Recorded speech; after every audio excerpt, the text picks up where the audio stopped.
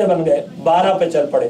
اب ایک فخر کا مقام ہمارے لیے بھی ہے، ہم کہہ سکتے ہیں ایک وہ قوم موسیٰ ہے کہ ایک ہو کے 12 راستوں پہ جا رہے ہیں، اور ایک الحمدللہ ہم وابستگان اہل بیت علیہ السلام ہیں کہ 12 اماموں کے ہوتے ہوئے ایک راستے پہ چل رہے ہیں۔ یہ ان کا کمال ہے کہ 12 امام ہیں لیکن سیرت ایک ہے، کردار ایک ہے، شخصیت ایک ہے، صفات ایک ہیں، کمالات ایک ہیں، ہنر ایک ہے، ہدف ایک ہے، ذرائع ایک ہے۔ 12 راستے بن گئے، چل پڑے۔ جب یہ 12 راستے بن گئے تو جناب موسیٰ نے جناب ہارون سے کہا کہ تم سب سے آگے چلو۔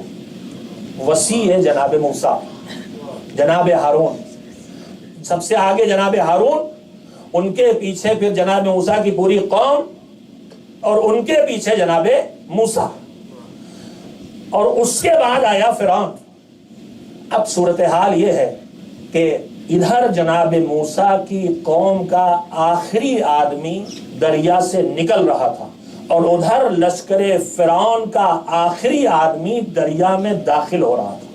قرآن کریم پھر اس کیفیت کو بیان کرتا ہے، فَغَشِيَهُمْ مِنَ الْيَمِّ مَا غَشِيَهُمْ، سمندر کی طوفانی لہروں نے ان کو پوری طرح سے چھا لیا، ان کو ڈبو دیا، سب کے سب ڈوب گئے۔ پوری قوم موسیٰ نکل گئی اور پورا لشکر فرعون ڈوب گیا۔ فَغَشِيَهُمْ مِنَ الْيَمِّ مَا غَشِيَهُمْ، پوری طرح سے سب کے سب ڈوب گئے، کوئی ایک ان میں سے بچا نہیں۔ موسیٰ کی قوم میں سے کوئی ایک ڈوبا نہیں، اور فرعون کی قوم میں سے کوئی ایک بچا نہیں۔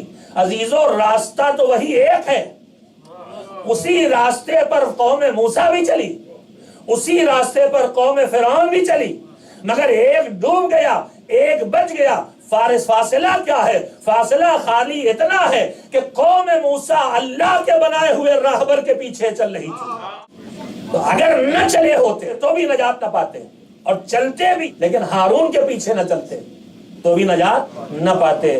وہ ہارون کے پیچھے اسی راستے پہ چل کے نجات پا گئے، اور اسی راستے پہ وہی فرعون کے پیچھے چل کے گمراہ۔ ایک عظیم ترین پیغام قرآن کریم اس میں دے رہا ہے کہ خالی راستوں پہ چل پڑنا کافی نہیں ہے، صحیح راہبر کے پیچھے چلنا ضروری ہے۔